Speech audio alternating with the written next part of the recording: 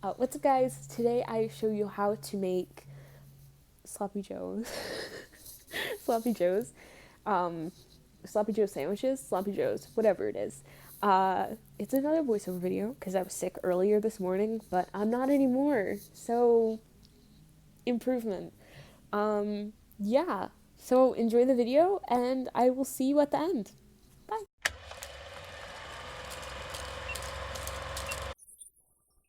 Alright, so the first thing we're going to do is we're just going to start off by removing the skin from our chicken pieces. I have like different types. I have chicken breast that is boneless. I have drumsticks, and then I also have, I think this is a thigh. So you just want to take all the meat off of the bone and make sure there's zero skin. I mean, it's okay if like a little bit gets in, but you don't want like a lot of skin. It's not good. It'll turn gummy and stuff. It's disgusting, honestly.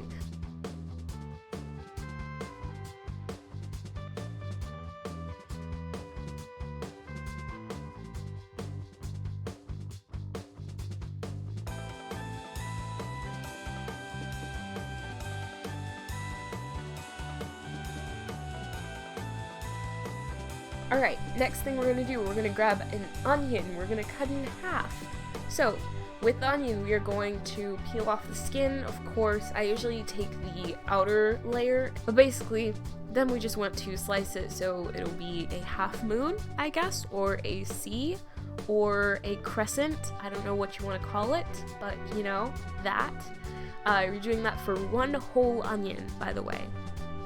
Now, I'm going to toss a little bit of olive oil into a pan, and we're just going to, not exactly like saute, but kind of like shock the onions, because we want them to stay a little bit crunchy, but we don't want them to be like translucent, you know? So you just want to toss it around in a pan for maybe like 30 seconds, and then we are going to add all of our meat in.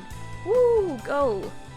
Yeah, okay, so now we're gonna just add our meat directly into the pot. I know they're gigantic chunks, usually sloppy joes or whatever you want to call them. They are all ripped up. That's what we're gonna do now. After I stir it, of course. But now I'm just going to grab a, I don't know, it's used for this, I think, but in hindsight I probably should have just like grabbed a fork, 2 forks, and just done that, because it would have been easier, it would have taken less time. So I definitely recommend grabbing 2 forks. Yeah, don't do what I did. But either way, you just want all of your pieces to be broken up into small bite-sized pieces. Then I'm just going to dump a bunch of barbecue sauce on there. This is just Kraft, I think. I don't know, it doesn't really matter, just barbecue sauce. And you want to mix that into your pot.